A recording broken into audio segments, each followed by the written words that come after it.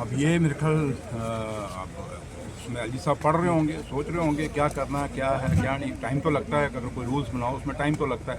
आप अच्छा यही होगा कि अगर एलजी साहब से पूछा, एलजी साहब को पूछा जाए तो ज़्यादा अच्छा रहेगा। और बिजनेस तो ज़रूरी है, क्योंकि थोड़ा सा जो एक कन्फ्यूज़न एडमिनिस्ट्रेशन के बीच में और लोगों के बीच में है वो उसकी दूर हो जाएंगे। तो लिहाजा लगता है कि जल्दी ही बिजनेस रूल आ जाएगी। बिजनेस रूल्स में कहा जा रहा है कि सरकार ने जो है अपनी पावर्स वैसी रखी है, मतलब इलेक्टेड गवर्नमेंट ने जो स्टेट की सर यहाँ से देखिए सर, जमी गवर्नमेंट की बिजनेस रूल देते सर यहाँ से आप सामने।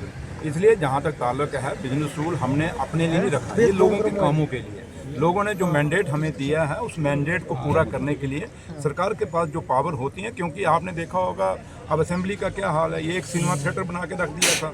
आज देखिए माइक की हालत क्या है, चलते ही नहीं है। तो इसलिए ये जम्मू कश्मीर का असेंबली है और यहाँ पे आपने और हमने देखा होगा भारतीय जनता पार्टी के ऑनरेबल एमएलए वो भी ये बात कहते हैं कि जो पावर्स हैं सरकार के पास, क्योंकि सरकार के पास पहले एमएलए के पास होंगी तो ऑटोमेटिक सरकार के पास होंगी। इसलिए पावर ये जरूरी नहीं कि हमें चाहिए, ये पूरी जो लोग भी जीत के आए हैं उनको पावर चाहिए, क्योंकि उनके पास एक मैंडेट है। लोगों का जो काम, जिस मैंडेट के लिए जो मैंडेट लोगों ने दिया है हम लोगों को, वो काम हमने पूरे करने हैं, वो वादे पूरे करने हैं। इसलिए उसके लिए बिजनेस रूल का बीजेपी ने डिस्क्रिमिनेशन की बात की परसों, अगर आपने देखा होगा उन्होंने पवन गुप्ता ने फिगर्स भी दिखाए, उन्होंने कहा कि जम्मू के साथ डिस्क्रिमिनेशन हो रहा है। देखिए जम्मू के साथ अगर डिस्क्रिमिनेशन की बात करते हैं तो जब पवन गुप्ता जी खुद मिनिस्टर थे और MOS फाइनेंस थे 2015 में, तो उनको पूछिए आपके दौर की लिस्टें निकाल के देखें। लेकिन जहाँ तक नेशनल कॉन्फ्रेंस का ताल्लुक है, नेशनल कॉन्फ्रेंस के कायद और लीडर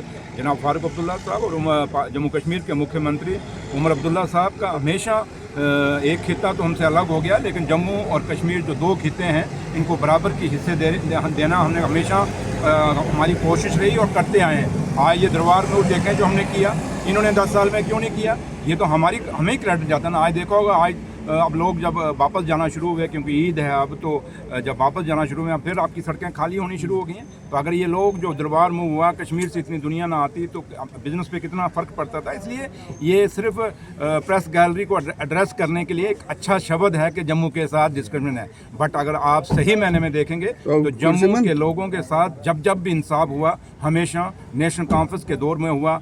नेशनल कॉन्फ्रेंस की गवर्नमेंट जो बनी हमेशा उसके दौर में इंसाफ हुआ। जो अवामी नेशनल कॉन्फ्रेंस को बैन लगी है, कश्मीर से जो खबरें आ रही हैं उसके मुताबिक अवामी एक्शन कमेटी में